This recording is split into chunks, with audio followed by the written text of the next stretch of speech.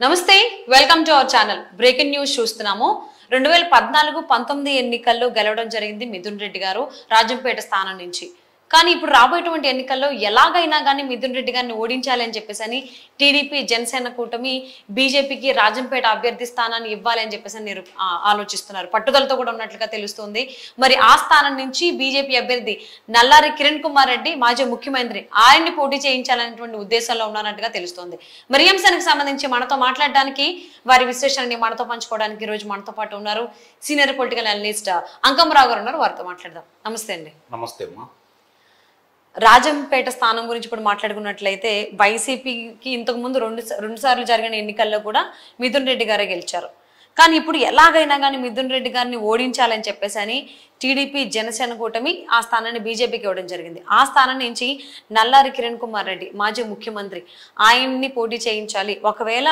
కిరణ్ కుమార్ రెడ్డి కనుక పోటీ చేస్తున్నట్లయితే బీజేపీ పెద్దలు ఎవరైతే ఉన్నారో సీఎం రమేష్ గారు ఇంకొంతమంది పెద్దలు కిరణ్ కుమార్ రెడ్డిని గెలిపించుకునేటువంటి అవకాశాలు ఉన్నట్లుగా వార్తలు వస్తూ ఉన్నాయి ఇది ఎంతవరకు నిజం అంటే ఆపరేషన్ మిథున్ రెడ్డి స్టార్ట్ అయినట్టేనా ఏమంటారు మీరు అంటే ముందుగా నియోజకవర్గం యొక్క స్వరూపాన్ని కనుక మనం ఒకసారి చూసుకుంటా ఉంటే గతంలో దాన్ని కాంగ్రెస్ పార్టీ కంచుకోటగా మలుచుకుంది అక్కడ రాజంపేట సంబంధించినంత వరకు సాయి ప్రతాప్ గారు ఆయన ఎక్కువ సార్లు అంటే ఆయన బీసీ ఆయన ఎక్కువ సార్లు కూడా గెలవడం కూడా జరిగింది తొలిసారిగా వాళ్ళని కాదని తీసుకెళ్లి మిథున్ రెడ్డి గారికి ఇవ్వడం కూడా జరిగింది అట్లా 2014-2019 ఈయన గెలిచాడు ఈరోజు పరిస్థితి ఎలా ఉంది అంటే నల్లారి కిరణ్ కుమార్ రెడ్డి గారికి భారతీయ జనతా పార్టీ తరఫున పోటీ ఇవ్వబోతున్నారని చెప్పిన వార్తలు వస్తున్నాయి సహజంగా నిన్నదాకా ఉన్నటువంటి వార్తలు ఏంటంటే రాజంపేట ఈ పర్యాయం తెలుగుదేశం పార్టీ మిత్రపక్షాలే గెలుచుకున్నాయి అంటే నిన్నదాకా జనసేన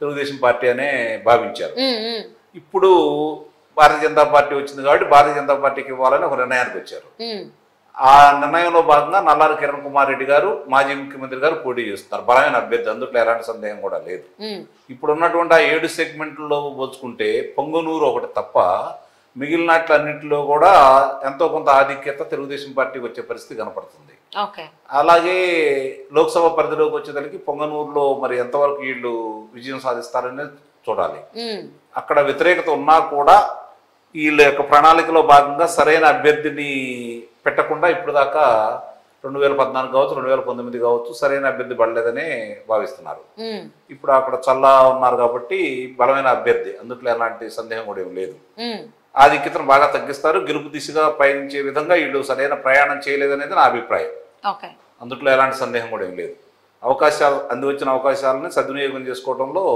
ఎంతో కొంత వెనబడిపోతూ ఉన్నారు ఇప్పటి వరకు ప్రభుత్వ తరపు నుంచి కావచ్చు అతను పొంగునూరులో ఉన్నటువంటి మంత్రి గారు ఆధిక్యత బాగా చూపిస్తున్నారు ఆయన జిల్లాకే చూపిస్తున్నారు అట్లాగే ఇప్పుడు కుప్పంలో కూడా నేను ఓడిస్తానని ప్రగల్భాలు పలుకుతున్నారు కదా సెగ్మెంట్కి సంబంధించి 7 నియోజకవర్గాల్లో కూడా గెలుపుబాటులోనే ప్రయాణిస్తున్నారు అందుట్లో అనుమానం లేదు ఇప్పుడు ఆ పొంగనూరు కూడా ఆయనకి అంత సులభతరం అయితే కాదు ఆ పరిస్థితుల్లో ఈ రోజు నల్లారి కిరణ్ కుమార్ రెడ్డి గారు వచ్చిన తర్వాత ఈ రోజు పరిస్థితి ఎలా ఉంది అంటే ఇప్పుడు దాకా తెలుగుదేశం జనసేన కూటమి గెలుపు దిశగా వెళ్ళిపోయారు అక్కడ నల్లారి కిరణ్ కుమార్ రెడ్డి గారు ఈ రోజు భారతీయ జనతా పార్టీ రావటం వల్ల ఇంకొంచెం బలం చేకూరిందని వీళ్ళైతే భావిస్తున్నారు ఇప్పుడున్న పరిస్థితుల్లో మిథున్ రెడ్డి గారిని ఓడించే కార్యక్రమం దిగ్విజయంగా జరుగుతుందనేది అక్కడ ఉన్నటువంటి ఆ ప్రాంతంలో ఉన్న ప్రజలందరూ కూడా చెప్పుకుంటున్నమాట వాళ్ళ మీద వ్యతిరేకత వచ్చిందనేది వాస్తవం ఈ ప్రభుత్వం మీద విపరీతమైన వ్యతిరేకత వచ్చిందనేది వాస్తవం వీళ్ళు వచ్చి 10 సంవత్సరాల్లో గతంలో అధికారంలో లేరు ఇప్పుడున్న 5 అధికారంలో ఉండగా వాళ్ళ వ్యాపార సామ్రాజ్యాలను విస్తరించుకోవడానికి వాళ్ళు ఉపయోగించుకుంటున్నారే తప్ప అక్కడ ఉన్నటువంటి సహజ వనరులకు సంబంధించింది కానీ అవి దోపిడీ జరుగుతున్నాయి అది మొత్తం ఆయనకు అనుసరణలోనే జరుగుతుందనే ఆలోచన ప్రతి వాళ్ళలో కూడా బలంగా ఉంది దాన్ని ఇప్పుడు ఈ జరుగుతున్నటువంటి ఎన్నికల్లో వ్యక్తం చేయడానికి ప్రజలు సిద్ధంగా ఉన్నారనేది నాకున్నటువంటి సమాచారం ప్రజలంతా వ్యతిరేకంగా ఉన్నారు దాన్ని ఎంతవరకు వీళ్ళు సద్వినియోగం చేసుకుంటారో చూడాలి అంటే ఒకసారి కాదు 2 సార్లు గెలిచారు కంటిన్యూగా 2014 2 సార్లు కాదు సాయి ప్రతాప్ గారు గెలుచుకుంటూ వస్తూనే ఉన్నారు అక్కడ కాంగ్రెస్ పార్టీ తరఫున ఆయన కాదని ఈయన ఇచ్చారు 2 సార్లు ఈయన గెలుచుకుంటూ వచ్చాడు సహజంగానే బలమైన నియోజకవర్గం ఇది వాళ్ళకి అప్పుడు కాంగ్రెస్ పార్టీకి ఇప్పుడు వైఎస్ఆర్సీపీ పార్టీకి మళ్ళీ ఇప్పుడు ఆయన కాదని చెప్పని 2 పర్యాయాలకే ఇచ్చారు. ఇప్పుడు కూడా మళ్ళీ ఆయనకే కట్టబెడుతున్నారు. కాబట్టి సహజంగానే అక్కడ ఇప్పుడు బలం పుంజుకున్నటువంటి తెలుగుదేశం పార్టీ, జనసేన పార్టీ నిస్సందేహంగా ఈ లోక్సభ పరిధి ఇతర గెలుచుకోవడానికి వాళ్ళకి మంచి అవకాశాలు ఉన్నాయి. కానీ జగన్మోహన్ రెడ్డి ఇక్కడ తెలంగాణ ఎన్నికలు జరిగిన తర్వాత నుంచి కూడా సిట్టింగ్ ఎమ్మెల్యేకి కానీ ఎంపీలకు కానీ టికెట్లు ఇవ్వడం మానేసి బదిలీలు చేయడం జరిగింది. కానీ రాజంపేట విషయానికి వచ్చేస్తే ఎందుకు మిథున్ రెడ్డి గారినే ఉంచారు?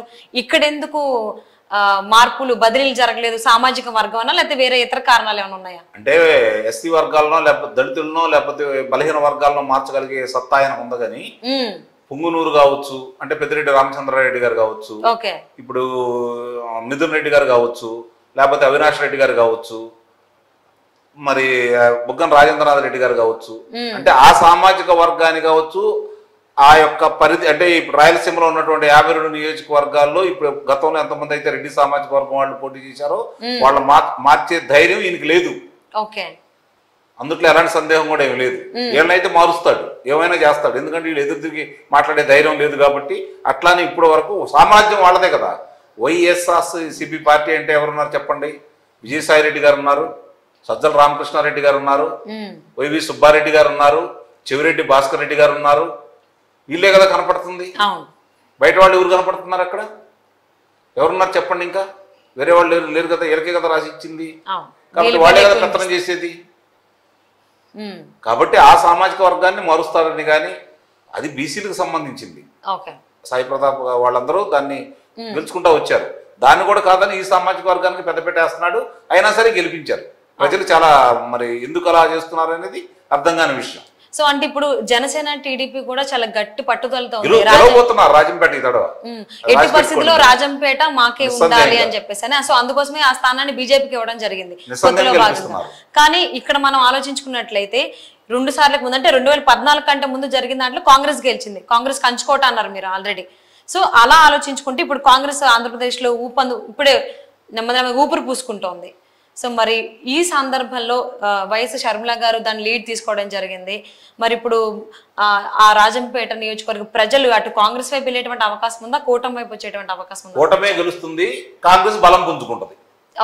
అట్టడుగున ఉన్నటువంటి కాంగ్రెస్ పార్టీ కొంచెం మేము ఉండాలని చెప్పి ఉనికిని సాటుకుంటది. అంతే తప్ప నాకు తెలిసినంత వరకు 175 నియోజకవర్గాలు కావచ్చు, శాసనసభ నియోజకవర్గాలు కావచ్చు, లేదంటే 25 లోక్సభ నియోజకవర్గాలు కావచ్చు, వాళ్ళ ప్రాతినిధ్యం వహిస్తారని కానీ 1-2 కూడా నాకైతే నమ్మకం లేదు.